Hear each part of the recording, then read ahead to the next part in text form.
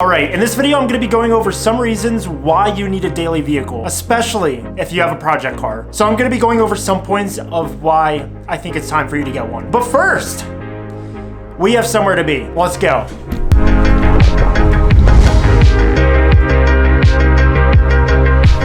Okay, but before we go on this mission, can we just take a moment? Just, come on, respect the drip, Karen. Respect it.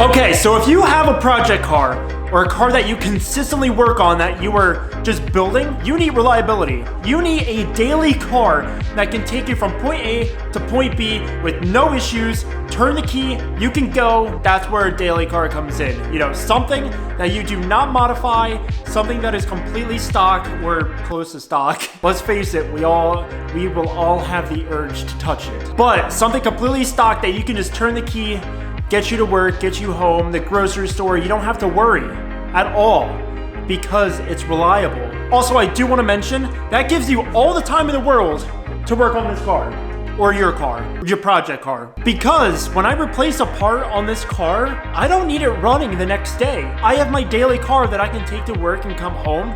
I don't need to worry about when this car will be done and when I can drive it. I can actually confidently say I can take my time with this car because I have another car that's reliable that can take me wherever I need to go, whenever I need to go.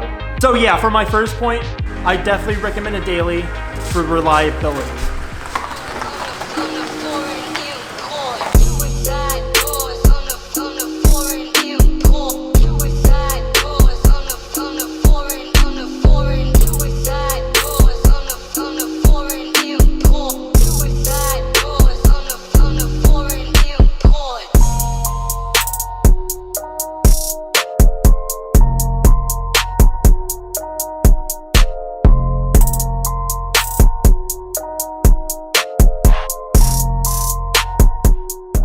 Okay, so let me explain why it is cheaper to get a second car to drive every single day as a daily vehicle rather than driving your project car. Now, I can confidently say it is a lot cheaper to drive a second car or, you know, like a beater car or your daily driver than driving your project car because, let's face it, if you're a car guy and you're putting a ton of money, literally a ton of money, into your project car, you know how expensive all of those parts are. This stuff isn't cheap, the wheels are not cheap, the brakes aren't cheap, the overall maintenance, it's not cheap at all. And driving this every single day, it's just wear and tear on all of your modifications and the parts that you're putting on the car. Again, with maintenance, it's just a lot of money, especially if you're getting into the more expensive modifications to your project car. Big turbos, really expensive wheels, you got really expensive brakes on there compared to, you know, a cheap daily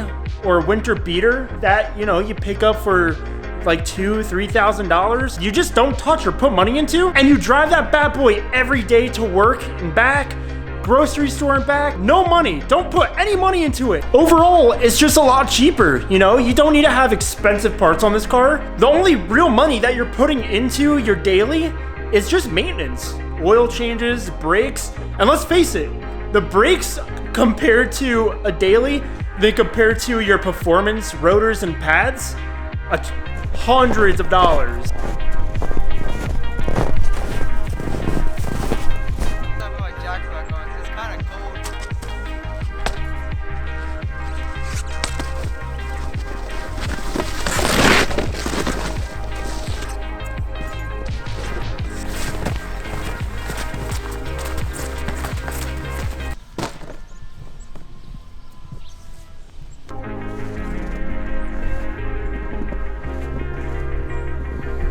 Alright, so I know this video is skipping around a lot, but we are back home in the garage, and long story short, I was over at my buddy's house snowboarding in his backyard. We made a couple homemade ramps, and it was a good time.